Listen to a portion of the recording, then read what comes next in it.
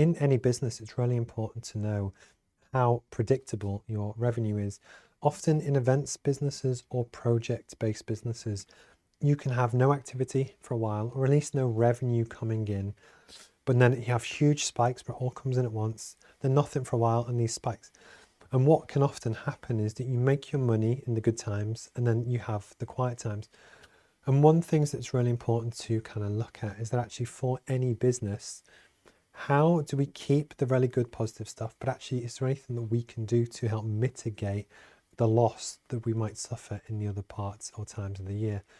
Relating to this, there's lots of stuff that you could do that if you had a factory and you only use a small part of it, actually, if you don't need the bit over there, could you rent that out to other people, which just covers your costs for everything you need to do?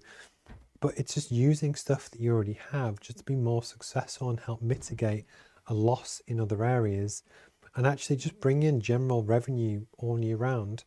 And relating to this as well is that for a lot of freelancers that want to start a business to do a particular thing, you might have a real passion for one area, but actually the really important thing is to make sure that you can pay your bills every month because of course you need to survive. So what a lot of people do is that they might start their first business while still working. They do it after hours, but they have the security of the income that they know they have the bills paid and they can take their time to build the business. Or launch the business full time, but maybe if you have an office space or a studio like this, you could rent it out to other people to use themselves, which brings an extra revenue, but actually helps you do what you want to do.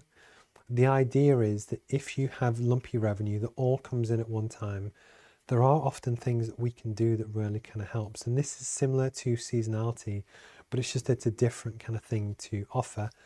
And then likewise, back in about 7 years ago, I used to run a manufacturing business in a place called Durham in the UK. And we could make car parts and oil and gas parts and lots of really different stuff.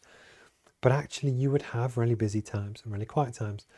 But within that same workshop, if there was stuff that you could make, which actually was just all year round, and it wasn't massively profitable, but it was just stuff that helped cover all your bills, that's a smart contract to take on, that even though it's technically less profitable than maybe some of the other stuff you do, if it covers your costs and helps you get forward and solves that gap of having this lumpy revenue, it could be a really smart thing to look at.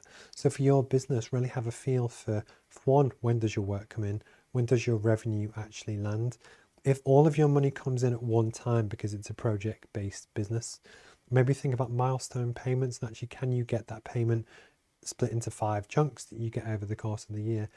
And also just looking at other stuff that you could potentially do to bring more money in at different times of the year, and just have a conscious awareness of this because it can make or break a lot of different businesses. If you also have dreams and ambitions to float on the stock market, investors hate lumpy revenue. They love to see strong, predictable, growing revenues. But that's when you would look at your merger and acquisition strategy for different things that you bring into the business.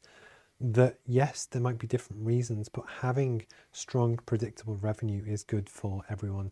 So it's something that we wanted to cover.